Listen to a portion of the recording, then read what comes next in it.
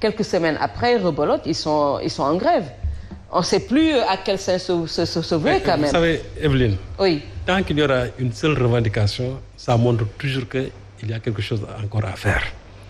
Je crois qu'il faut qu'on arrive aujourd'hui, parce qu'il y a des secteurs où quand même on ne rencontre presque pas de problème. Et je crois qu'aujourd'hui, l'école devait être le premier secteur où on ne rencontre pas de problème, parce qu'il y va de l'avenir tout simplement de la nation. Là où on forme ceux-là qui doivent développer le pays tôt ou tard, je crois qu'il faut quand même les mettre à l'abri de l'ensemble de ces turbulences-là. Mais ce que l'on constate, c'est qu'il y a des revendications cycliques qui sont là. Depuis les années quasiment 1960 jusqu'à aujourd'hui, c'est des mêmes revendications, surtout les revendications pécuniaires qui tournent. Ce qui est inadmissible. Aujourd'hui, nous sommes en 2021. On nous parle du problème des abris provisoires. C'est pas normal. C'est pas normal. Il y a des enfants qui font même les cours à terre. Ça, je crois que ces images-là, tout le monde les a vues. Et pourtant, je crois qu'il y avait déjà une étude qui avait été faite sur cela. Aujourd'hui, avec moins de 300 milliards, on peut régler l'ensemble des problèmes des abris provisoires. Donc, c'est une question de volonté politique, tout simplement. Aujourd'hui, quand on a voulu construire le stade, je ne sais pas, olympique, en moins de quelques mois, on a injecté 150 milliards. C'est parce que c'est une priorité. Et pourtant, à côté, l'université Amadou Mahtar Mbow est en train de souffrir depuis quasiment 10 ans. Voilà que cette université-là ne parvient pas. En tout cas, les travaux ne finissent pas parce que tout simplement, il y a un problème de liquidité qui se pose. À côté, il y a un stade qu'on a construit en un temps record. Un problème de priorité. C'est un problème de priorité. Quand on a voulu construire aussi le centre Abdou Diouf à Diamniadio, ça a fait 11 mois et puis les gens en ont fini. C'est-à-dire que c'est une question tout simplement de priorité. Or, je crois que la première priorité dans ce pays, ça devait être l'éducation. Malheureusement, chaque fois, c'est le même son de cloche qu'on entend. C'est-à-dire que l'éducation, dans l'éducation, c'est-à-dire on y injecte beaucoup d'argent. Alors qu'en réalité, l'argent qu'on injecte, on ne voit pas in fine les résultats. C'est parce qu'il y a un problème aussi qui se pose au niveau surtout de l'enseignement. C'est-à-dire quel est notre modèle éducatif? Est-ce qu'il ne faut pas repenser ce modèle éducatif? Mais est-ce que l'école n'a pas quelque part partie de ce système de volontaires vacataires également? Oui, mais non, parce que tout simplement, l'État n'a pas pu combler le gap d'enseignants. Oui, mais est-ce que quelque part, ce système-là a été bénéfique pour le... Même avec ce système, oui. Ils ont quand même pris des gens qui étaient diplômés et qui finalement, bon, on a élaboré un plan de carrière et de formation pour ces enseignants-là. Mais est-ce que ça a été évalué pour voir l'impact que cela a eu sur le niveau, mais également sur la qualité de l'enseignement? Est-ce que ça a été évalué également? Je ne suis pas au courant d'une évaluation qui est... On va venir à vous très rapidement, oui. Mais là aussi, ce qu'il explique, les années des ajustements structurels, il fallait nécessairement, non seulement en ce moment-là, parce qu'il y a eu des enseignants qui ont fait des départs volontaires. Et c'est ça qui est extrêmement grave. Comment une école qui souffre déjà d'un déficit en enseignants puisse permettre à des enseignants de prendre des départs, de faire des départs volontaires. Et arrivé en 1990, je crois, dans les années 90, il y a eu ce déficit énorme-là. Et n'oublions pas que aussi, Djiboka en avait fait avec ce qu'on appelait les ailes de dinde. Par la suite, il y a eu aussi, avec l'avènement d'André Sonko, ce qu'on appelait les volontaires, les vacataires. Parce qu'il fallait tout simplement, non seulement avoir des enseignants, mais il fallait payer tout simplement moins. Mais ça, c'était les injonctions de la Banque mondiale. Et le Sénégal en a pâti. Parce qu'on a vu là où ça a mené vraiment le pays. C'est-à-dire que, moi je crois qu'il faut avoir quand même une souveraineté en matière d'éducation.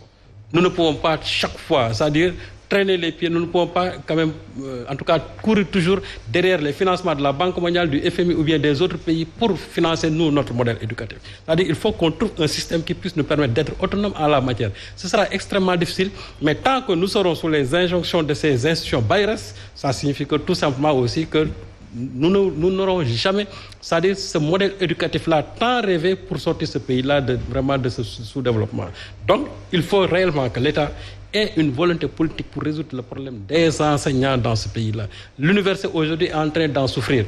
Ce qui se passe depuis un certain moment et ce qui est malheureux, c'est que les ministres de tutelle, on ne les entend même pas piper un seul mot sur cette crise-là qu'on est en train de traverser. Depuis quand l'université est en feu, on n'a jamais entendu le ministre de l'éducation, le ministre de l'enseignement supérieur. L'éducation aussi, depuis lors, les gens, chaque semaine, débrayage, grève, on n'a pas encore entendu l'autorité parler en tout cas, piper mot sur cela. C'est-à-dire que, moi, j'ai l'impression que ces gens-là ne s'intéressent même pas à l'éducation dans ce pays-là. Et c'est ça qui explique que dans ces zones-là, à Kermassar et autres, bon, on ne construit plus d'écoles publiques, on laisse tout simplement les gens ouvrir des écoles. Dans des appartements?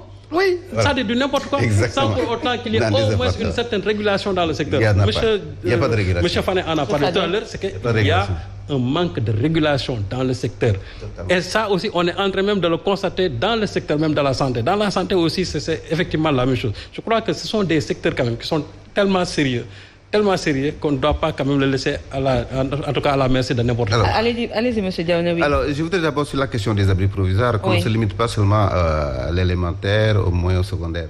Parce que l'enseignement supérieur aussi connaît un problème d'infrastructure. Un problème d'infrastructure qui se pose avec acuité et depuis toujours.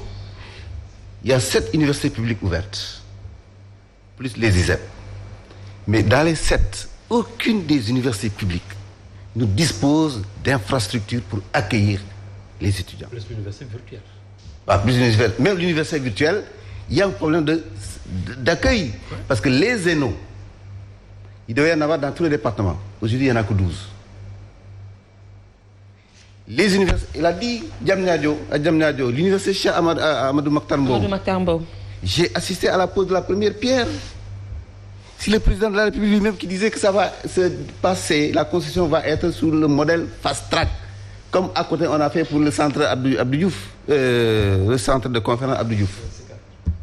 Mais jusqu'à ce jour, les étudiants de cette université-là, on est affecté des étudiants. Vous savez, le premier recteur, il est parti sans avoir eu à administrer. Effectivement, il a fait tout le travail.